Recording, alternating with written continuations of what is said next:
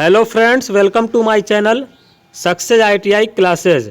दोस्तों, कल की क्लास में हम लोगों ने देखा था यूपीपीसीएल टीजी2 के लिए ट्रांसफार्मर की शानदार मैराथन क्लास। आज की क्लास में हम लोग देखने वाले हैं यूपीपीसीएल टीजी2 के लिए डीसी जनरेटर की शानदार मैराथन क्लास। उससे भी पहले हम लोग अपने चैनल पर डीआरडीओ के लिए क्वेश्चन की प्रैक्टिस कर रहे थे, जिसमें बहुत ही अच्छी अच्छी क्लासेज ली गई थी इलेक्ट्रीशियन ट्रेड के लिए। जो लोग नहीं देखें वो सभी क्लासेज हमारे चैनल पर जाकर देख सकते हैं। अब आइए देखते हैं क्वेश्चन नंबर 1। क्वेश्चन नंबर 1 में पूछा गया, एक 4 पोल की वेव बाउंड डीसी जनरेटर में समांतर पथ की संख्या क्या होगी, कितनी होगी। देखिए, दो तरीके का कनेक्शन किया जाता है। एक होता है लैप वाइंडिंग। वाइंडिंग का कनेक्शन दो तरीके से होता है, एक होता है लैप वाइंडिंग, एक होता है वेव वाइंडिंग। याद रखिएगा, लैप वाइंडिंग में जितने रास्ते होते हैं, जितना पैरेलल पाथ होता है, वो होता है पोल की संख्या के हमेशा बराबर होता है। और वेव बाइंडिंग में समांतर रास्तों की संख्या, नंबर ऑफ पैरेलल पाथ क्या होता है, हमेशा 2 होता है। तो यहाँ पे पूछा हुआ है क्वेश्चन में कि एक 4 पोल की वेव बाउंड डीसी जनरेटर में समांतर पथ की संख्या क्या होगा। वेव बाउंड है तो वेव बाउंड में क्या हो जाएगा, समांतर पथ का मान होता है हमेशा A बराबर 2। ऑप्शन नंबर बी सही हो जाएगा। अगला क्वेश्चन, इसका कनेक्शन देखिए किस तरीके से करेंगे। 4 पोल का वेव बाउंड का कनेक्शन इस तरीके से करेंगे। इसमें दो रास्ते होते हैं, तो इस तरीके से 2 वाइंडिंग ऊपर कनेक्ट हो जाएगी, 2 वाइंडिंग नीचे, क्योंकि 4 पोल दिया हुआ है। तो इस तरीके से देखिए, इसको 2 रास्ता मिल गया। तो कहने का मतलब ये था कि 4 पोल की मशीन है, चाहे जितने पोल की भी मशीन हो, वेव बाइंडिंग में हमेशा 2 ही रास्ता होता है। तो इसका ऑप्शन नंबर बी सही हो जाएगा। अगला क्वेश्चन, एक 4 पोल की लैप बाउंड मशीन में समांतर पथ की संख्या कितनी होगी। 4 पोल की क्या है, लैप बाउंड। लैप बाउंड में क्या होता है, लैप बाउंडिंग के लिए होता है, देखिए A बराबर P। इसका मतलब जितना पोल होगा उतना ही रास्ता होगा, समांतर पथ की संख्या होगी। तो 4 पोल है तो यहाँ पे समांतर पथ की संख्या क्या हो जाएगी, 4। Option number D. इसका कनेक्शन करना होगा, किस तरीके से करेंगे, इस तरीके से करेंगे। 4 रास्ते हैं, नंबर ऑफ पोल कितना है, 4। तो 4 कनेक्शन करना होगा, इस तरीके से समांतर में जोड़ देंगे। इस तरीके से लैप वाइंडिंग का कनेक्शन होता है। इसीलिए हम लोग लैप वाइंडिंग को समांतर वाइंडिंग भी बोलते हैं और वेव वाइंडिंग को सीरीज वाइंडिंग बोलते हैं। अगला question, question number 3, armature voltage drop का मान कितना होता है। आर्मेचर वोल्टेज ड्रॉप का मान क्या होता है। देखिए, आर्मेचर में क्या होता है, वाइंडिंग होती है, वाइंडिंग का अपना कुछ ना कुछ रेजिस्टेंस होता है। जब वहाँ से करंट जाती है तो वो अपने क्रॉस I² लॉस को क्रिएट कर लेती है, जिसको हम लोग बोलते हैं कॉपर लॉस। हीट के फॉर्म में ये लॉसेस क्रिएट हो जाता है, जिसको हम लोग बोलते हैं आर्मेचर वोल्टेज ड्रॉप। इसी को हम लोग कॉपर लॉस भी बोलते हैं। तो यहाँ पे ऑप्शन नंबर डी में दिया हुआ I²R। अगला क्वेश्चन, किसी एसी जनरेटर और डीसी जनरेटर में मूलभूत अंतर क्या होता है। देखिए, 2 तरीके का जनरेटर होता है, एक होता है एसी जनरेटर, एक होता है डीसी जनरेटर। होता क्या है कि आर्मेचर में तो हमेशा एसी ही उत्पन्न होती है, लेकिन डीसी जनरेटर में इस एसी को जो उत्पन्न हुई है आर्मेचर में, डीसी में कन्वर्ट करना होता है। तो एसी को डीसी में कन्वर्ट करने के लिए हम लोग डीसी जनरेटर में यूज़ कर लेते हैं किसको, कम्यूटेटर को, जिसको बोलते हैं दिक् परिवर्तक। और एसी जनरेटर में आर्मेचर में एसी मिल गई और एसी को ही हमको प्राप्त करना है, तो इसको हम लोग डायरेक्ट ले लेते हैं किसकी मदद से, सर्पी वलय, जिसको बोलते हैं स्लिप रिंग, जो कि फास्फर ब्रांच की बनी होती है। तो मूलभूत अंतर यही होता है एसी जनरेटर और डीसी जनरेटर में। एसी जनरेटर को सिंक्रोनस जनरेटर या अल्टरनेटर भी बोला जाता है। तो एसी जनरेटर और डीसी जनरेटर में मूलभूत अंतर क्या हो गया कि एसी जनरेटर में सर्पी वलय होते हैं, जबकि डीसी जनरेटर में दिक् परिवर्तक होता है। अगला क्वेश्चन देख लीजिए, क्वेश्चन नंबर 5, 12 पोल की लैप कुंडली वाली जनरेटर में, देखिए 12 पोल दिया, नंबर ऑफ पोल्स कितने हैं, 12, यानी P बराबर दिया हुआ है 12। और बोला गया कि 300 कंडक्टर है, टोटल कंडक्टर Z बराबर दिया हुआ है 300। प्रति कंडक्टर प्रेरित विद्युत वाहक बल 5 वोल्ट है, 5 वोल्ट का वोल्टेज दिया हुआ प्रति कंडक्टर। अब बोला कि जनरेटर में जनित वोल्टता क्या होगी। देखिए, टोटल वोल्टेज कैसे मिलेगा हम लोग को, टोटल वोल्टेज मिल जाएगा, नंबर ऑफ कंडक्टर्स कितना है, नंबर ऑफ कंडक्टर दिया हुआ 300। इसमें हम लोग मल्टीप्लाई कर देंगे, प्रति कंडक्टर जो प्रेरित विद्युत वाहक बल दिया हुआ 5, इससे मल्टीप्लाई कर लेंगे, टोटल वोल्टेज मिल गया। अब पैरेलल पाथ जो हो जाएगा वो हो जाएगा A बराबर P, और P का मान दिया हुआ है 12, नंबर ऑफ पोल्स हैं 12। तो यहाँ पे 12 से डिवाइड करना होगा, तब हम लोग को आंसर मिल जाएगा। यहाँ से आप लोग डिवाइड करेंगे तो देखिए 12 दूनी 24, यहाँ से बचेगा 6, 12 5 60, 25 25 125। तो कुल मिला के हम लोग को वोल्टेज क्या मिल जाएगा, 125 वोल्टेज मिल जाएगा। Option number A. अगला क्वेश्चन, क्वेश्चन नंबर 6 में बोला गया डीसी जनरेटर किस ऊर्जा को किस ऊर्जा में बदलता है। आप लोग डीसी जनरेटर देखे होंगे शादी में, आप लोग गए होंगे तो आप लोग देखे होंगे कि वहाँ पे एक डीसी जनरेटर लगा होता है। जब लाइट चल जाती है तो हम लोग क्या कहते हैं, डीसी जनरेटर में हैंडल लगाकर उसको घुमाना पड़ता है। जब हम लोग घुमाते हैं तो कौन सी एनर्जी देते हैं, वो देते हैं मैकेनिकल एनर्जी, जिसको बोला जाता है यांत्रिक ऊर्जा। जब यांत्रिक ऊर्जा या मैकेनिकल एनर्जी हमने दे दिया, अब क्या होता है, अंदर आर्मेचर होता है और मैग्नेटिक फील्ड होता है। जब हैंडल से घुमाते हैं यांत्रिक ऊर्जा देकर तो हमारा आर्मेचर घूम जाता है। आर्मेचर घूमता है शाफ्ट के द्वारा मैग्नेटिक फील्ड के बीच में। तो Faraday law of electromagnetic induction के अनुसार वहाँ पर ईएमएफ बन जाता है। ईएमएफ बन गया तो करंट मिल जाती है। करंट मिल गई तो हम लोग को क्या मिल गया, इलेक्ट्रिकल एनर्जी मिल गई। तो कहने का मतलब ये था कि डीसी जनरेटर यांत्रिक ऊर्जा हमने दे दिया, उसको विद्युत ऊर्जा में कन्वर्ट कर दिया। तो इसका ऑप्शन नंबर डी सही हो जाएगा। यांत्रिक ऊर्जा को विद्युत ऊर्जा में डीसी जनरेटर बदलता है। क्वेश्चन नंबर 7 में पूछा गया है, डीसी जनरेटर किसके सिद्धांत पर काम करता है। पारस्परिक इंडक्शन, जिसको बोलते हैं म्यूचुअल इंडक्शन। देखिए म्यूचुअल इंडक्शन के सिद्धांत पर हमारा ट्रांसफार्मर काम करता है। लेंज के नियम पर मोटर काम करती है। ओम के नियम, तो ओम का नियम V बराबर IR होता है, उसको आप लोग जानते होंगे। अब यहाँ पे ऑप्शन नंबर डी में दिया हुआ फैराडे के विद्युत चुंबकीय इंडक्शन के सिद्धांत पर, ये ऑप्शन सही हो जाएगा। क्योंकि हमने बताया अभी क्वेश्चन नंबर 6 में एक्सप्लेन किया था इसको, कि जब शाफ्ट पर मैकेनिकल एनर्जी देकर हम लोग घुमाते हैं तो वहाँ से क्या होता है, आर्मेचर घूमता है, मैग्नेटिक फील्ड होता है अंतर उसके अंदर। वहाँ पे जब घूमता है तो Faraday law of magnetic induction के अनुसार वहाँ पे एक ईएमएफ मिल जाता है और करंट मिल जाती है, तो हम लोग को इलेक्ट्रिकल एनर्जी मिल जाती है। तो इसी प्रिंसिपल पर काम करता है डीसी जनरेटर। अगला क्वेश्चन, डीसी जनरेटर में पोल शू का क्या कार्य है। पोल शू का काम क्या हम लोग को बताना है। देखिए पोल शू कुछ इस तरीके से होता है, ये होता है पोल कोर और यहाँ पे होता है इस तरीके से, इसका नाम है पोल शू। इस पार्ट का नाम है पोल कोर, जिस पर हम वाइंडिंग कर रहे हैं ये, इसको पोल कोर बोलते हैं। और ये वाला जो पूरा भाग है, ये पूरा भाग, इसको बोलते हैं पोल शू। तो देखिए इसी का क्या काम है बताना। फील्ड कॉइल को सहारा देना। ये जो कॉइल है, फील्ड कॉइल, इसको सहारा दे रहा है। देखिए इस शेप में है तो यहाँ पर रोक लेगा, तो सहारा देने का काम कर रहा है। एयर गैप में फ्लक्स को समान रूप से फैलाना। ये जो एयर गैप होता है, यहाँ पे आर्मेचर होता है, यहाँ पे समान रूप से फैलाता है, इसीलिए इसका शेप इस तरीके का बनाते हैं। तो यहाँ पे ऑप्शन नंबर डी सही हो जाएगा, ए व बी दोनों। अगला क्वेश्चन, डीसी जनरेटर के आर्मेचर वाइंडिंग में प्रेरित ईएमएफ की प्रकृति कैसी होती है। देखिए एसी जनरेटर हो, डीसी जनरेटर हो, कोई भी जनरेटर हो, हमेशा आर्मेचर में एसी ही उत्पन्न होती है। आर्मेचर वाइंडिंग में हमेशा एसी ही उत्पन्न होगी। तो यहाँ पे बोला है कि डीसी जनरेटर के आर्मेचर वाइंडिंग में प्रेरित ईएमएफ की प्रकृति कैसी हो जाएगी, एसी, ऑप्शन नंबर डी। अब इस एसी को अगर हम लोग को ज़रूरत होगी तो डीसी में कन्वर्ट कर लेंगे रेक्टिफायर लगाकर, नहीं ज़रूरत होगी तो हम लोग स्लिप रिंग लगाकर क्या करेंगे, डायरेक्ट एसी को प्राप्त कर लेंगे। तो ये सब कनेक्शन होता है। अगला क्वेश्चन, निम्न में से कौन सा भाग डीसी जनरेटर में घूमता है। देखिए rotor, stator, armature, motor. Motor तो यहाँ पे ऐसा ही नहीं होगा, क्योंकि मोटर की बात कहाँ से आएगी जब डीसी जनरेटर की बात हो रही है। तो अब बात आती है स्टेटर की। स्टेटर नाम से ही लग रहा है कि ये स्टेटर है, यानी स्टेशनरी पार्ट है, स्थिर रहता है, ये घूमता नहीं है। आर्मेचर और रोटर बच गया। तो देखिए डीसी जनरेटर में जो भाग घूमता है उसको हम लोग बोलते हैं आर्मेचर। यही भाग तो घूमता है, शाफ्ट पर हैंडल लगा के घुमाते हैं आर्मेचर को, तो क्या होता है, Faraday law of magnetic induction के अनुसार हमको ईएमएफ मिल जाता है। अगला क्वेश्चन, क्वेश्चन नंबर 11 पूछ लिया गया है 11 नंबर क्वेश्चन में कि इनमें से कौन सा भाग डीसी जनरेटर में ईएमएफ उत्पन्न करने के लिए जिम्मेदार होता है। ईएमएफ का उत्पन्न करने के लिए कौन सा जिम्मेदार है। फील्ड वाइंडिंग, पोल शू की वाइंडिंग, आर्मेचर वाइंडिंग, उपरोक्त सभी। देखिए दो तरीके की वाइंडिंग होती है, आप लोग को क्लियर कर दें। एक होता है फील्ड वाइंडिंग, एक होता है आर्मेचर वाइंडिंग। आप लोग जानते होंगे इसके बारे में कि एक फील्ड वाइंडिंग होता है, एक आर्मेचर वाइंडिंग।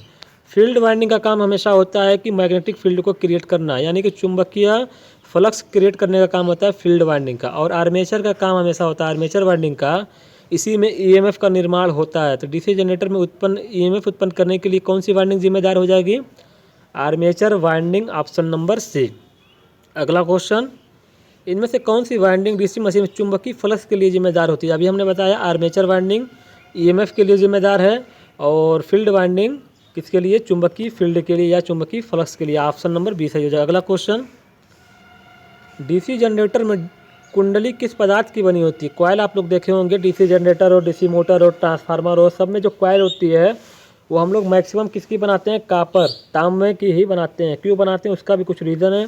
उसकी कंडक्टिविटी हाई होती है और कास्ट भी उसकी सही होती है, बहुत ज़्यादा नहीं होती है। सभी चीज़ देखते हुए हम लोग कॉइल किसकी बनाते हैं, कापर की बनाते हैं। वैसे तो इसमें चांदी ऑप्शन दिया है, चांदी सबसे ज़्यादा कंडक्टिव मटेरियल होता है, इससे ज़्यादा कंडक्टिव मटेरियल कोई नहीं होता है। तो चांदी की कोई वाइंडिंग बनाएगा ही नहीं, चांदी इतना ज़्यादा महंगा होगा, कोई मशीन ही नहीं खरीदेगा।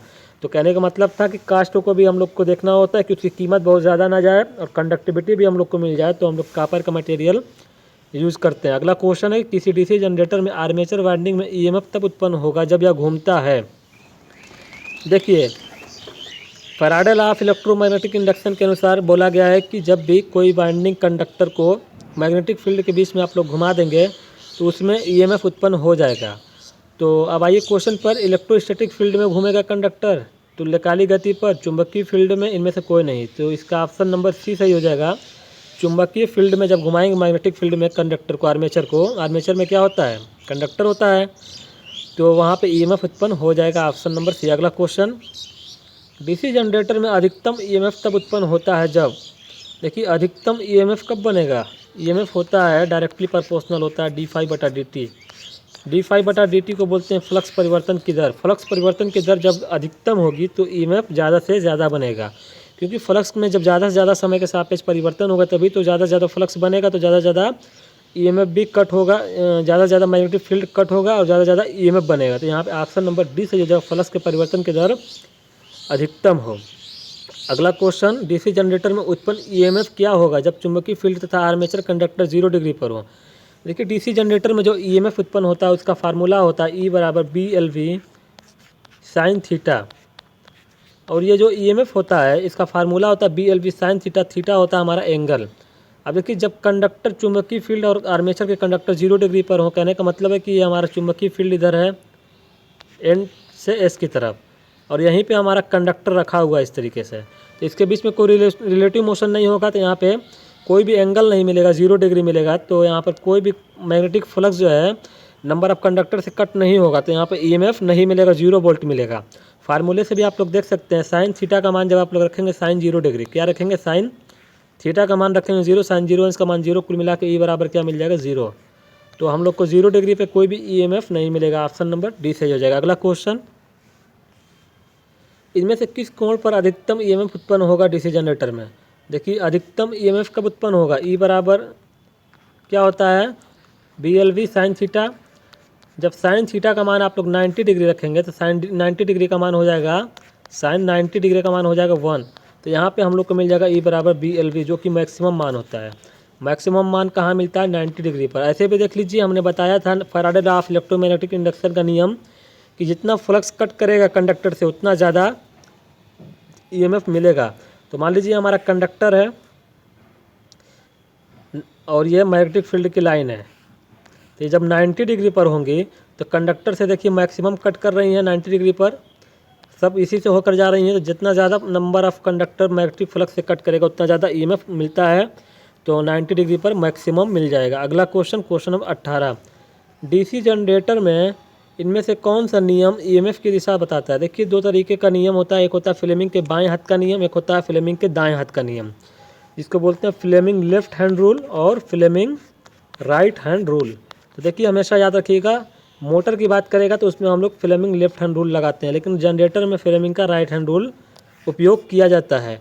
तो यहाँ पे कौन सा नियम लगेगा डीसी जनरेटर में ईएमएफ की दिशा निकालने के लिए, वो लगेगा फ्लेमिंग का राइट हैंड रूल। तो यहाँ पे हो जाएगा ऑप्शन नंबर बी। देखिए, एक और बता दे बात आप लोग को, फ्लेमिंग राइट हैंड रूल होता क्या है। फ्लेमिंग राइट हैंड रूल कुछ इस तरीके से बोलता है कि अपनी तीनों उंगलियों को अगर हम लोग 90 डिग्री पर फैलाएं तो ये हमारा मान लीजिए एक उंगली हो गई, एक उंगली ये हो गई, यहाँ पे हो जाएगा इस तरीके से अंगूठा। तो ये वाली जो उंगली होती है मैग्नेटिक फील्ड चुंबकीय क्षेत्र की दिशा बताती है, ये ईएमएफ की दिशा बताती है, और ये अंगूठा जो होता है लगने वाले बल की दिशा बताता है। तो यहाँ पे ऑप्शन नंबर कौन सा सही हो जाएगा, बी सही हो जाएगा। अगला क्वेश्चन देखिए, एक न्यूमेरिकल क्वेश्चन है कि किसी लैब बाउंड डीसी जनरेटर में 10 पोल हैं, नंबर ऑफ पोल्स दिया हुआ है P=10, और क्या दिया हुआ है, 2 मिली वेबर का फ्लक्स है। फ्लक्स का मान दिया हुआ है φ=2 मिली वेबर। इसको वेबर में कन्वर्ट कर लीजिए 10⁻³ से मल्टीप्लाई करके, क्योंकि मिली वेबर में है तो वेबर में कन्वर्ट कर लीजिए, क्योंकि वोल्ट में आंसर दिया हुआ है। 1000 कंडक्टर है, Z दिया हुआ है 1000, और क्या दिया हुआ है, स्पीड दिया हुआ है 600 आरपीएम पर चल रहा है, 600 आरपीएम पर चल रहा है, n दिया हुआ है 600। अब बताना कि जनरेटर में उत्पन्न ईएमएफ क्या होगा। अब देखिए, ए का मान यहाँ पे क्या हो जाएगा, अगर आप लोग क्वेश्चन पर गौर किए होंगे लैप बाइंडिंग वाले और वेव बाइंडिंग वाले, तो आप लोग समझ गए होंगे कि लैप बाइंडिंग दिया हुआ है तो यहाँ पे ए बराबर पी होगा, पी दिया हुआ है 10 तो ए बराबर हो जाएगा 10। समांतर पथ की संख्या और पोल की संख्या लैप बाइंडिंग में बराबर होती है, वेव बाइंडिंग में हमेशा समांतर पथ की संख्या 2 होती है। अब आ जाइए क्वेश्चन पर, ईएमएफ निकालना है। इसका फार्मूला होता है ई बराबर पी फाई जेड एन बटे 60 है, ये फार्मूला होता है। इस पे मान को आप लोग रखिए। तो पी का मान कितना दिया हुआ है 10, फाई का मान दिया हुआ है 2 गुणित 10 के पावर -3, पी फाई हो गया। जेड का मान दिया हुआ है कितना 1000 और एन का मान दिया हुआ है 600, इसके बटे में हो जाएगा 60 और ए बराबर दिया हुआ है 10। तो ये 10 से 10 कैंसिल हो जाएगा। अब इसको हल करिए, 10 के पावर -3 है ये 10 के पावर 3 हो जाएगा 1000, ये आपस में कैंसिल। अब बच गया कितना 60 और 2 ऊपर बच गया 60 दाम है 600, 60 दाम है 600 और 10 दूना 20, कुल मिला के आप लोग हल करेंगे तो 20 वोल्ट मिलेगा। ईएमएफ का मान क्या मिल जाएगा 20 वोल्ट। इसका ऑप्शन नंबर सी सही हो जाएगा। अगला क्वेश्चन, एक 8 पोल वाले वेव बाउंड डीसी जनरेटर में, अब देखिए नंबर ऑफ पोल्स क्या दिया हुआ है 8, पी बराबर 8। अब देखिए वेव बाउंड की बात किया हुआ है, वेव बाउंडिंग में क्या होता है ए बराबर 2, यहाँ पे लिख लीजिए ए बराबर 2। और क्या दिया हुआ है 5 मिली वेबर का फ्लक्स है, 5 मिली वेबर फ्लक्स है तो 5 मिली वेबर है जिसके पर -3 से गुणा करके वेबर में कन्वर्ट कर लीजिए, ये हो गया फाई का मान फ्लक्स का मान। और दिया हुआ है 600 कंडक्टर, तो जेड बराबर नंबर ऑफ कंडक्टर क्या दिए हुए हैं 600। दिया हुआ है स्पीड 1000 आरपीएम, एन बराबर दिया हुआ है 1000 आरपीएम। कितना वोल्टेज उत्पन्न होगा इसमें बताना है, इसमें भी वही क्वेश्चन है लेकिन ये वेव बाइंडिंग का क्वेश्चन है। तो ई बराबर पी फाई जेड एन बटे में 60 है, ये फार्मूला लगाइए। इसमें मान को रख दीजिए, पी का मान कितना है 8, फाई का मान दिया हुआ है 5 गुणित 10 के पावर -3, जेड का मान दिया हुआ है 1000, एन का मान दिया हुआ है कितना, जेड का मान दिया हुआ है 600, ये 600 कर लीजिए और एन का मान दिया हुआ है 1000। 1000 को हम लोग लिख सकते हैं 10 के पावर 3, यहाँ पे हो जाएगा 60, ए बराबर क्या हो जाएगा 2। अब इसको हल कर लीजिए, ये 10 के पावर 3 और ये 10 के पावर -3 आपस में कैंसिल। अब ये 60 दाम में 600 हो जाएगा, यहाँ बच जाएगा 10 और 2 पछे 10, तो 50 25 और 25 उठे 25 इंटू 8 बच रहा है ऊपर, तो 25 उठे 200, तो यहाँ पे ऑप्शन नंबर बी सही हो जाएगा 200 वोल्ट। अगला क्वेश्चन, लैप बाइंडिंग में पोल की संख्या और समांतर पथ की संख्या में क्या संबंध होता है बताइए। देखिए इसका रिलेशन ये होता है कि लैप बाइंडिंग में पोल की संख्या समांतर पथ की संख्या से बराबर होती है, तो यहाँ पे ऑप्शन नंबर सी सही हो जाएगा, पोल की संख्या समांतर पथ की संख्या के बराबर होती है। वेव बाउंड मशीन में समांतर पथ की संख्या कितनी होती है, इसका ऑप्शन नंबर डी सही हो जाएगा, वेव बाउंड मशीन में समांतर पथ की संख्या हमेशा 2 होती है। अगला क्वेश्चन, ज़्यादा करंट को प्राप्त करने के लिए कौन सी वाइंडिंग करनी चाहिए। देखिए 2 तरीके की वाइंडिंग होती है, एक होती है लैप बाइंडिंग और एक होती है वेव बाइंडिंग, जैसा कि आप लोग जान रहे हैं। तो यहाँ पे लैप बाइंडिंग क्यों यूज़ किया जाता है, ज़्यादा करंट का मान अगर हम लोग को ज़्यादा चाहिए तो लैप बाइंडिंग यूज होगा, और वोल्टेज का मान कम चाहिए तो लैप बाइंडिंग यूज़ करेंगे। लेकिन अगर हम लोग को ज़्यादा वोल्टेज चाहिए, ज़्यादा वोल्टेज और कम करंट, तो हम लोग वेव बाइंडिंग यूज़ करते हैं। तो यहाँ पे क्या बोला है, ज़्यादा करंट को प्राप्त करना है तो ज़्यादा करंट के लिए लैप बाइंडिंग यूज होगा। यहाँ पे ऑप्शन नंबर ए सही हो जाएगा, ऑप्शन नंबर ए। अगला क्वेश्चन 24 नंबर क्वेश्चन, ज़्यादा वोल्टेज के लिए कौन सी बाइंडिंग यूज होगी। हमने बताया ज़्यादा वोल्टेज के लिए वेव बाइंडिंग, तो यहाँ पे ऑप्शन नंबर बी। अगला क्वेश्चन, डीसी जनरेटर में एमएनए का फुल फॉर्म क्या होता है। देखिए 2 चीज़ होता है डीसी जनरेटर में, एक होता है एमएनए, एक होता है जीएनए।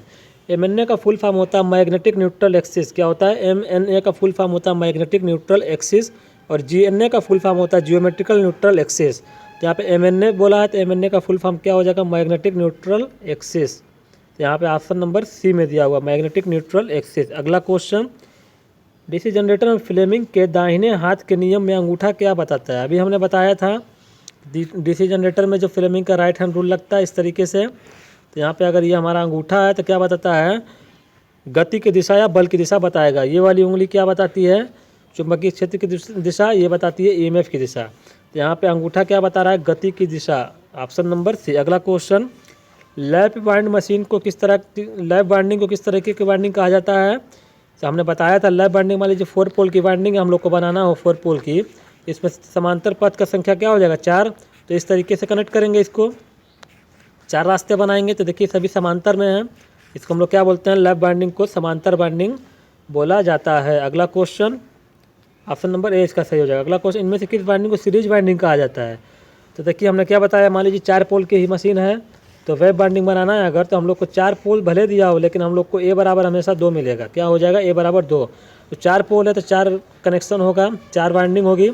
इस तरीके से 2-2 बाइंडिंग को कनेक्ट कर देंगे। तो यहाँ पे हम लोग क्या देख रहे हैं कि इसको सीरीज में कनेक्ट किए हैं 2 रास्ता बनाने के लिए, तो हम लोग क्या बोलेंगे इसको, series binding. Option number B सही हो जाएगा। लैप बाइंडिंग को समांतर बाइंडिंग और वेब बाइंडिंग को सीरीज बाइंडिंग बोला जाता है। देखिए क्वेश्चन में ये पूछा किस बाइंडिंग को सीरीज बाइंडिंग कहा जाता है, क्वेश्चन में ये पूछा था। तो ये सीरीज बाइंडिंग की जगह कर लीजिए वेब बाइंडिंग, इसको लिख लीजिए वेब बाइंडिंग। क्या लिख लीजिए, वेब बाइंडिंग। वेब बाइंडिंग को हम लोग क्या बोलते हैं, समांतर बाइंडिंग बोलते हैं।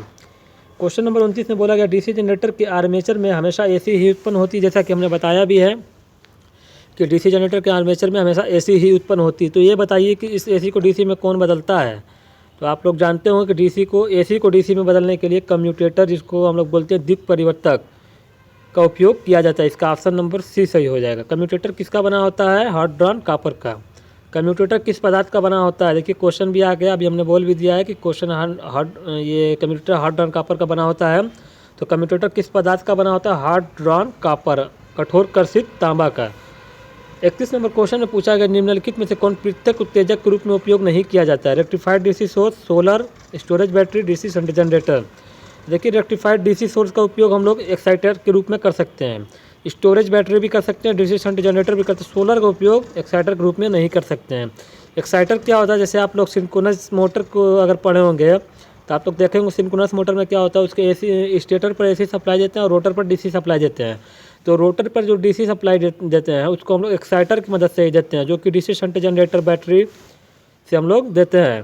तो हमारा जो होता है सिंक्रोनस मोटर, दोनों सप्लाई देते हैं, एसी और डीसी दोनों, स्टेटर और रोटर दोनों पर, इसलिए उसको हम लोग डबली एक्साइटेड मोटर भी बोलते हैं। क्वेश्चन नंबर 32 में पूछा गया डीसी जनरेटर में रेजिडुअल मैग्नेटिज्म क्या होता है। रेजिडुअल मैग्नेटिज्म का मतलब होता है अवशिष्ट चुंबकत्व। इसका काम क्या होता है, देखिए आवृत्ति बनाना ये काम नहीं, धारा का निर्माण करना नहीं, वोल्टेज का निर्माण करना। ऑप्शन नंबर सी सही हो जाएगा। अवशिष्ट चुंबकत्व बहुत ज़रूरी होता है वोल्टेज का निर्माण करने में, इसका ऑप्शन नंबर सी सही है। अगला क्वेश्चन, डीसी जनरेटर का इस्तेमाल इनमें से किस में किया जाता है। देखिए DC generator, booster, welding, traction, ये तीनों ऑप्शन जो दिए गए हैं ये इसमें हाई स्टार्टिंग टार्क की आवश्यकता होती है। हाई स्टार्टिंग टार्क चाहता है यहाँ पर, ये तीनों में, बूस्टर, वेल्डिंग और ट्रैक्शन में। और जहाँ पर भी हाई स्टार्टिंग टार्क की आवश्यकता होती है वहाँ पे हम लोग को डीसी सीरीज मोटर का यूज़ करते हैं, डीसी सीरीज मोटर। तो यहाँ पे ऑप्शन नंबर डी सही हो जाएगा, इलेक्ट्रोप्लेटिंग। इलेक्ट्रोप्लेटिंग में हम लोग क्या करते हैं, डीसी जनरेटर का इस्तेमाल कर लेते हैं। अगला क्वेश्चन है कि इनमें से कौन सा, निम्नलिखित में से कौन सी हानि डीसी जनरेटर में होती है। देखिए 2 तरीके के लॉसेज होते हैं डीसी जनरेटर में, एक होता है आयरन लॉस, एक होता है कॉपर लॉस। आयरन लॉस और कॉपर लॉस। तो आयरन हानि होगी डीसी जनरेटर में, ताम्र हानि भी होगी, यांत्रिक हानि भी होगी। इसका ऑप्शन नंबर डी सही हो जाएगा, उपयुक्त सभी। 35 नंबर क्वेश्चन, डीसी जनरेटर में इंटरपोल की फील्ड कॉइल आर्मेचर की वाइंडिंग के साथ किस प्रकार जुड़ी होती है। देखिए इंटरपोल की जो वाइंडिंग होती है आर्मेचर की वाइंडिंग के साथ सीरीज यानी श्रेणी क्रम में जोड़ते हैं। क्यों जोड़ते हैं इसको, इंटरपोल जो होता है आर्मेचर रिएक्शन को न्यूट्रलाइज करता है। इस तरीके से हमारा कनेक्शन होता है। यहाँ पे मेन पोल होता है, 2 मेन पोल के बीच में ये हमारा मेन पोल होता है। यहाँ पे 2 मेन पोल जो होता है उसके बीच में हम लोग इंटरपोल की वाइंडिंग कनेक्ट कर लेते हैं इस तरीके से। तो ये हमारा होता है इंटरपोल की वाइंडिंग। तो इसको क्यों कनेक्ट करते हैं, इसलिए कनेक्ट करते हैं ताकि आर्मेचर रिएक्शन का प्रभाव न्यूट्रलाइज किया जा सके। अगला question, question number 36, DC generator में इंटरपोल किस लिए प्रदान किया जाता है। देखिए वही क्वेश्चन आगे, मशीन की गति ज़्यादा करने के लिए, मशीन की गति कम करने के लिए, कम्यूटेटर पर स्पार्किंग कम करने के लिए, जनरेटर को स्टार्ट करने के लिए। तो देखिए जब आर्मेचर रिएक्शन होता है तो वहाँ पर स्पार्किंग होती है। हमने बताया कि आर्मेचर रिएक्शन या स्पार्किंग को कम करना होता है तो डीसी जनरेटर में इंटरपोल हम लोग लगाते हैं। तो यहाँ पे ऑप्शन नंबर सी सही हो जाएगा। अगला क्वेश्चन, आर्मेचर और फील्ड वाइंडिंग में होने वाले नुकसान को क्या कहा जाता है। देखिए आर्मेचर और फील्ड वाइंडिंग की बात कर रहा है तो वाइंडिंग जहाँ होगी वहाँ पे अपना कुछ ना कुछ रेजिस्टेंस होगा। वहाँ पे जब रेजिस्टेंस होगा तो वहाँ से करंट जाएगी तो अपने cross I square R loss को क्रिएट कर लेता है, जिसको हम लोग बोलते हैं कॉपर लॉस। तो यहाँ पे ऑप्शन नंबर सी सही हो जाएगा, ताम्र हानि।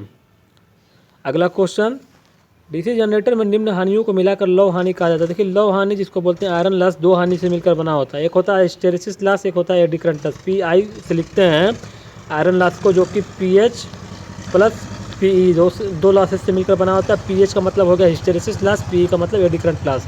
कुल मिला के होता है आयरन लॉस। तो आयरन लॉस किससे किससे मिलकर बना है? हिस्टेरेसिस हानि और एडी करंट लॉस यानी भंवर धारा हानि। तो यहाँ पे ऑप्शन नंबर डी सही हो जाएगा, भंवर धारा हानि और हिस्टेरेसिस हानि। अगला क्वेश्चन, डीसी जनरेटर में अधिकतम दक्षता होती है। देखिए अधिकतम दक्षता की कंडीशन होती है जब वेरिएबल लॉस कांस्टेंट लॉस के बराबर हो जाता है। वेरिएबल लॉस कौन सा होता है? कांस्टेंट लॉस कौन सा होता है? वेरिएबल लॉस होता है हमारा कॉपर लॉस, और क्या बोलते हैं स्थिर हानि जो होती है कांस्टेंट लॉस वो होती है आयरन लॉस। तो आयरन लॉस और कॉपर लॉस बराबर हो जाए या परिवर्तित हानि स्थिर हानि के बराबर हो जाए तो डीसी जनरेटर में अधिकतम दक्षता होती है। तो यहाँ पे ऑप्शन नंबर सी सही हो जाएगा, परिवर्तित हानि स्थिर हानि के बराबर हो तो डीसी जनरेटर में अधिकतम दक्षता होगी। क्वेश्चन नंबर 40 में दिया हुआ डीसी जनरेटर में डमी कॉइल क्यों प्रदान किया जाता है? देखिए डमी कॉइल जो होता है रोटर के पोल फेस में प्रदान किया जाता है। इसका उद्देश्य ये होता है कि रोटर को यांत्रिक रूप से संतुलन प्रदान करने के लिए इसका उपयोग किया जाता है। इसका ऑप्शन नंबर डी सही हो जाएगा।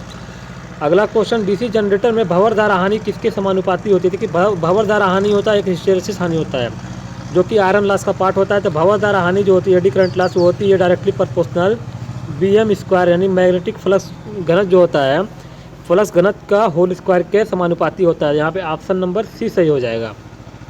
और हिस्टेरेसिस हानि जो होता है वो मैक्सिमम फ्लक्स घनत्व जो होता है उसके पावर 1.6 के समानुपाती होता है। यहाँ पे बोला था भंवर धारा हानि एडी करंट लॉस, तो यहाँ पे ऑप्शन नंबर सी सही हो जाएगा। अगला क्वेश्चन, 4 पोल का डीसी जनरेटर 1500 आरपीएम की स्पीड पर चलाने के लिए आवृत्ति का मान क्या होगा? देखिए आवृत्ति का मान निकालना हम लोग को, तो हम लोग का एक फार्मूला होता है n बराबर 120 F बटा पी, 120 F बटा पी। यहाँ से F बराबर क्या हो जाएगा? n P बटा 120। यहाँ से मान निकाल लीजिए। n का मान दिया हुआ 1500 आरपीएम और p का मान दिया हुआ है कितना? देखिए 4 पोल है, यहाँ पर रख दीजिए 4 बटे में 120 हो जाएगा। 4 × 12, ये 0 बचेगा, 0 से 0 कैंसिल, 3 × 5 = 15। कुल मिला के हम लोग को 50 हर्ट्ज की फ्रिक्वेंसी मिल जाएगी जो कि हमारे इंडिया में स्टैंडर्ड फ्रिक्वेंसी जो है 50 हर्ट्ज ही होती है। इसको भी क्वेश्चन में पूछा जाता है कि हमारे भारतवर्ष में मानक फ्रिक्वेंसी कितनी होती है? तो 50 हर्ट्ज होती है। अगला question, question number 43, DC generator में लैप वाइंडिंग को किस लिए प्रयोग किया जाता है? देखिए अभी हमने देखा था लैप वाइंडिंग को हम लोग ज़्यादा करंट के लिए प्रयोग करते हैं, और ज़्यादा करंट तो लो वोल्टेज, तो यहाँ पे हो जाएगा ज़्यादा करंट और low voltage, option number C. उच्च करंट तथा निम्न वोल्टेज के लिए यूज़ करेंगे। अगला क्वेश्चन, डीसी जनरेटर में वेव बाइंडिंग क्यों यूज़ करेंगे? वेव बाइंडिंग को हम लोग यूज़ करेंगे किस लिए? ज़्यादा वोल्टेज और लो करंट के लिए, ज़्यादा वोल्टेज और लो करंट। तो यहाँ पे ऑप्शन नंबर कौन सा सही हो? उच्च करंट और नहीं, वेव बाइंडिंग है तो ज़्यादा वोल्टेज, तो ज़्यादा वोल्टेज कहाँ दिया हुआ है? और लो करंट, तो लो करंट दिया हुआ है ऑप्शन नंबर डी में। यहाँ पे ऑप्शन नंबर डी सही हो जाएगा, ज़्यादा निम्न करंट और उच्च वोल्टेज, इसके लिए हम लोग डीसी जनरेटर में वेव बाइंडिंग करते हैं। अगला क्वेश्चन, डीसी जनरेटर में फील्ड वाइंडिंग का प्रतिरोध 20 ओम है तथा धारा का मान 5 एम्पियर, तो कॉपर लॉस कितना हो जाएगा? कॉपर लॉस कितना होता है? I² R लॉस होता है। यहाँ पे दिया हुआ 5 एम्पियर की करंट, तो 5 का होल स्क्वायर कर लीजिए। यहाँ पे R का मान दिया हुआ है 25, नहीं 20 दिया हुआ है, तो 20 ये हो जाएगा और ये हो जाएगा 25 इंटू 20, 25 दूना 50, कुल मिला के मिल गया 500 वाट, ऑप्शन नंबर डी। अगला क्वेश्चन, एक डीसी जनरेटर में नो लोड पर वोल्टेज 230 वोल्ट है, फुल लोड पर वोल्टेज 200 वोल्ट है, तो वोल्टेज रेगुलेशन का मान क्या हो जाएगा? देखिए वोल्टेज रेगुलेशन का फार्मूला होता है, वोल्टेज रेगुलेशन बराबर होता है VNL माइनस VFL बटे में VFL इंटू 100। परसेंटेज में निकालना है तो 100 से मल्टीप्लाई करना होगा। VNL का मतलब होता है नो लोड पे वोल्टेज कितना है? 230, और VFL का मतलब होता है फुल लोड पर वोल्टेज जो कि है 200 बटे में VFL है 200 हो जाएगा फुल लोड पर वोल्टेज इंटू 100।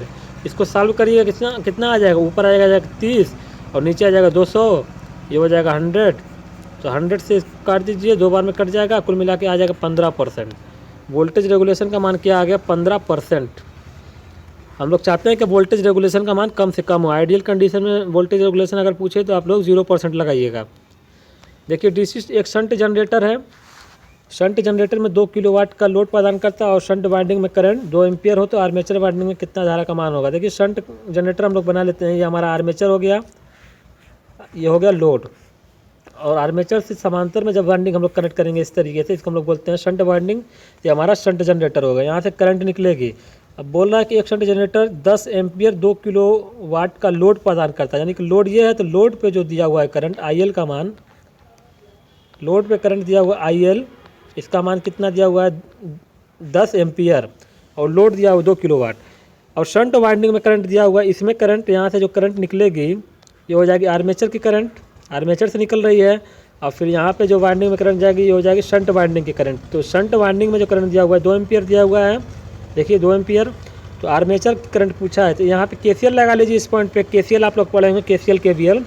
यहाँ पे केसीएल लगाइएगा, आप लोग को मिलेगा आईए बराबर, देखिए शंट वाइंडिंग की करंट ISH प्लस ये जो करंट जा रही है इधर IL। तो यहाँ पे कितना हो जाएगा, ISH दिया हुआ है 2, IL दिया हुआ है 10, कुल मिला के मिल के 10 2 12 ampere. Option number D, armature में 12 एम्पियर की करंट है। अगला क्वेश्चन, एक शंट जनरेटर 1000 RPM पर चलकर 200 वोल्ट उत्पन्न करता है। यदि इसे 1400 RPM पर चलाया जाए तो कितना वोल्ट उत्पन्न करेगा। देखिए एक फार्मूला होता है E बराबर P5ZN/60A, ये फार्मूला होता है। तो यहाँ से आप लोग देखेंगे तो E क्या है, डायरेक्टली प्रोपोर्शनल है N के। तो यहाँ से हम लोग का फार्मूला क्या मिल जाएगा, E1/E2 बराबर N1/N2। अब यहाँ से इसको हल कर लीजिए। शंट जनरेटर में 1000 RPM पर यानी कि N1 का मान दिया हुआ 1000 RPM पर 200 वोल्ट उत्पन्न करता है। तो E1 दिया हुआ है 200 वोल्ट, देखिए ये 200 वोल्ट E1 हो जाएगा। E2 निकालना है और हम लोग को क्या दिया हुआ है, 1000 दिया हुआ है RPM N1, N2 का मान दिया हुआ है 1400 RPM। इसको हल करके E2 का मान निकाल लीजिए। ये 2 0 से 2 0 कैंसिल कर लीजिए। अब देखिए E2 बराबर क्या हो जाएगा, E2 बराबर हो जाएगा 100 × 14 बटे में आ जाएगा 10। ये 0 से 0 कैंसिल, 14 दाम है 140, 14 दाम है 140।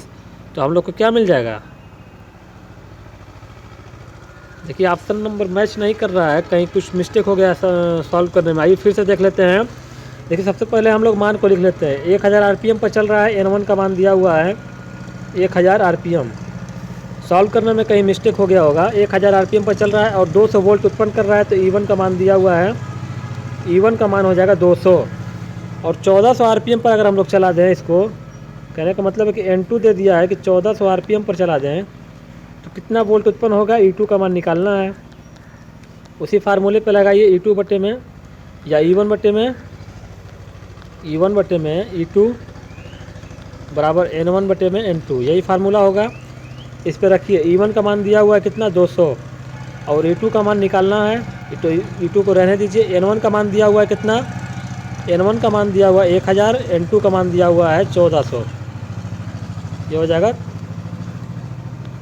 1400। इसको हल कर लीजिए।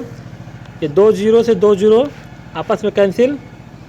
अब देखिए ये 200 × 10, 200 × 14 बटे में 10 हो जाएगा। E2 का मान जब निकालिएगा तो 200 गुणित 14 बटे में 10 हो जाएगा। 0 से 0 कैंसिल हो जाएगा, 14 दूना 28। तो हम लोग को मिल जाएगा 280 वोल्ट। देखिए हमने बोला था कि कुछ मिस्टेक हो गया था सॉल्यूशन करने में, सॉल्व करने में। तो यहाँ पे हम लोग को क्या मिल गया, 280 वोल्ट मिल जाएगा। Option number D.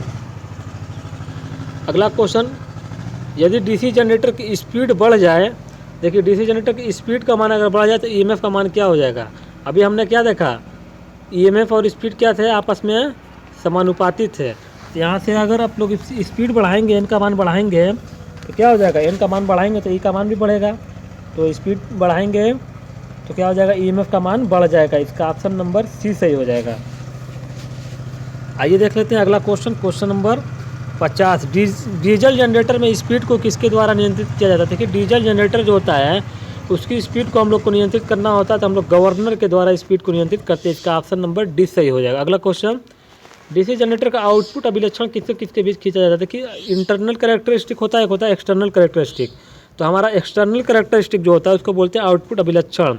तो आउटपुट अभिलक्षण जो होता है टर्मिनल पे जो वोल्टेज मिलेगा और लोड करंट जो होगा उसके बीच खींचा जाता है। इसको याद रखिएगा, क्योंकि देखिए लोड पर ही तो हम लोग आउटपुट मिलेगा। आउटपुट कहाँ मिलेगा, लोड पर। तो लोड करंट लेंगे और टर्मिनल पे जो वोल्टेज होगा उसको लेंगे, इसके बीच हम लोग कैरेक्टरिस्टिक खींचेंगे, उसको बोलते हैं आउटपुट अभिलक्षण। अगला question 52 number question, DC generator का आंतरिक अभिलक्षण किसके बीच खींचा जाता है। देखिए आंतरिक अभिलक्षण का मतलब हो गया कि आर्मेचर से जो कैरेक्टरिस्टिक निकलेगी उसको हम लोग आंतरिक अभिलक्षण बोलते हैं।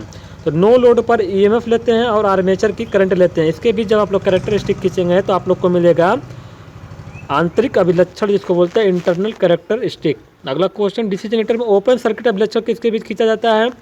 देखिए ओपन सर्किट अभिलक्षण चुंबकीय अभिलक्षण और नो लोड सैचुरेशन पॉइंट के बीच खींचा जाता है, इसका ऑप्शन नंबर डी सही हो जाएगा। तो ये 3 अभिलक्षण कैरेक्टरिस्टिक होती है डीसी जनरेटर में, इससे क्वेश्चन पूछे जाते हैं। डायरेक्ट आप लोग से एमसीक्यू क्वेश्चन पूछे जाएंगे, इसी तरीके से आप लोग को डायरेक्ट आंसर टिक करना होगा। क्वेश्चन नंबर 54 में बोला गया डीसी जनरेटर में जीएनए का मतलब क्या होता है। तो जीएनए का फुल फॉर्म हमने बताया था कि जियोमेट्रिकल न्यूट्रल एक्सिस होता है। एमएनए एक होता है, उसका मतलब होता है मैग्नेटिक न्यूट्रल एक्सिस, और जीएनए का फुल फॉर्म होता है जियोमेट्रिकल न्यूट्रल एक्सिस। तो यहाँ पे ऑप्शन नंबर डी सही हो जाएगा, जियोमेट्रिकल न्यूट्रल एक्सिस।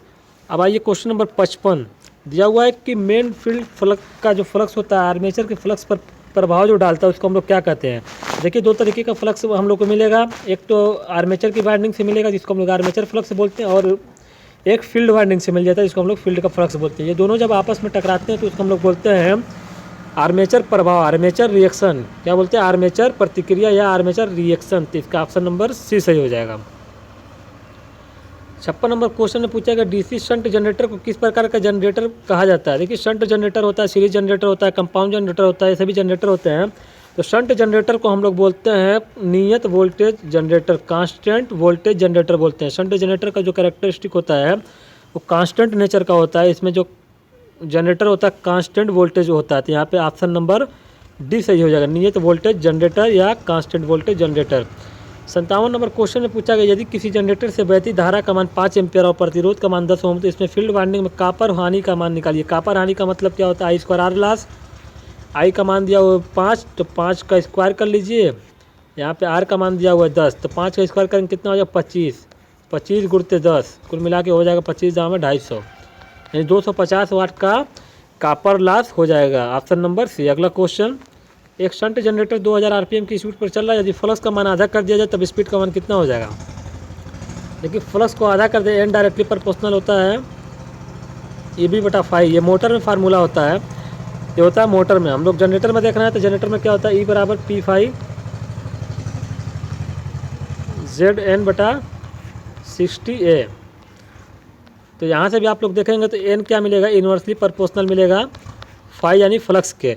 क्या बोला है 2000 आरपीएम की स्पीड पर चल रहा था, अब फ्लक्स का मान आधा कर दिए। फ्लक्स का मान जब घटाइएगा 1/2 करिएगा तो ये स्पीड बढ़कर 2 गुना हो जाएगी, क्योंकि इन्वर्सली प्रोपोर्शनल है। तो यहाँ पे 2000 आरपीएम से बढ़कर क्या हो जाएगी 2 गुना, 4000 आरपीएम हो जाएगी। कितना हो जाएगा 4000 आरपीएम। इसका ऑप्शन नंबर डी सही हो जाएगा, 4000 आरपीएम। अगला क्वेश्चन, डीसी सप्लाई द्वारा किस प्रकार का चुंबकीय फील्ड उत्पन्न होगा। देखिए डीसी सप्लाई और एसी सप्लाई, 2 सप्लाई होती है। तो 2 सप्लाई होती है, एसी किस नेचर में होती है, एसी इस तरीके से चलती है यानी कि रोटेटिंग टाइप की होती है, और डीसी जो होती है वो कांस्टेंट नेचर की होती है, इस तरीके से डीसी चलती है। तो डीसी में जो सप्लाई होगी वो इस तरीके से होगी, तो चुंबकीय फ्लक्स भी इसी तरीके से होगा, इस तरीके से एन से निकलेगा, इस पर जाएगा। यानी कहने का मतलब ये था कि स्टेशनरी चुंबकीय फील्ड होता है डीसी के केस में। तो इसका ऑप्शन नंबर ए सही हो जाएगा। अगला क्वेश्चन, एक 4 पोल एक 8 पोल की मशीन में कुल इलेक्ट्रिकल डिग्री का मान क्या होगा। देखिए इलेक्ट्रिकल डिग्री और मैकेनिकल डिग्री में एक रिलेशन होता है, वो होता है थीटा इलेक्ट्रिकल बराबर होता है P/2 थीटा मैकेनिकल। इसको आप लोग याद रखिएगा। बोला है कि एक 8 पोल की मशीन है, उसमें कुल इलेक्ट्रिकल डिग्री का मान क्या होगा। तो यहाँ पे 8 पोल है तो P = 8 रख दीजिए, 8/2। अब देखिए थीटा m जो है ये है मैकेनिकल डिग्री। तो जब मैकेनिकल डिग्री नहीं दिया होता है तो हम लोग इसको 360 डिग्री रखते हैं। क्यों रखते हैं कि एक पूरे साइकिल में जो हमारा मैकेनिकल डिग्री मिलता है पूरे चक्र में, एक चक्र में वो होता है 360 डिग्री। तो इसको आप लोग हल करिए, 2 चौको 8, तो यहाँ से हो जाएगा कितना, आप लोग हल करेंगे तो मिलेगा 1440 डिग्री, ऑप्शन नंबर डी। तो यहाँ पे आप लोग देख रहे हैं कितना मिल गया, ऑप्शन नंबर डी। अब देखिए अगला क्वेश्चन, ये क्वेश्चन आप लोग के लिए है, इसका आंसर आप लोग कमेंट बॉक्स में बताइएगा इसका आंसर क्या होगा। क्वेश्चन है कि एक 4 पोल की मशीन में इलेक्ट्रिकल डिग्री का मान दे दिया 120 डिग्री हो, तो मैकेनिकल डिग्री का मान क्या होगा 60 डिग्री, 180 डिग्री, 240 डिग्री, 360 डिग्री। देखिए दोस्तों UPPCL TG2 में इसी तरीके के क्वेश्चन पूछे जाते हैं। प्रीवियस ईयर में जो एग्ज़ाम हुआ है TG2 का, उसमें आप लोग पेपर जब देखेंगे तो इसी तरीके के क्वेश्चन आप लोग को देखने को मिलेंगे। तो दोस्तों हमारे चैनल पर UPPCL TG2 की तैयारी कराई जा रही है, जिसमें हम लोग ट्रांसफार्मर की क्लास देख चुके हैं, उससे पहले भी कुछ क्लास देखे हैं। आज की क्लास में हम लोग जनरेटर की क्लास लेकर आए थे, बहुत ही शानदार मैराथन क्लास। उससे पहले हम लोग DRDO के लिए क्वेश्चन की प्रैक्टिस कर रहे थे, जिसमें बहुत सी क्लासेज ली गई हैं। तो सभी क्लासेज चैनल पर अवेलेबल हैं, आप लोग जाकर देख सकते हैं। इसी तरीके से हम लोग UPPCL TG2 की तैयारी करते रहेंगे अपने चैनल पर, और आप लोग UPPCL TG2 की तैयारी कंटिन्यू रखिए, क्योंकि UPPCL TG2 का एग्ज़ाम बहुत जल्द हो सकता है। तो दोस्तों हम लोग मिलेंगे फिर नेक्स्ट वीडियो में, तब तक के लिए बहुत बहुत धन्यवाद।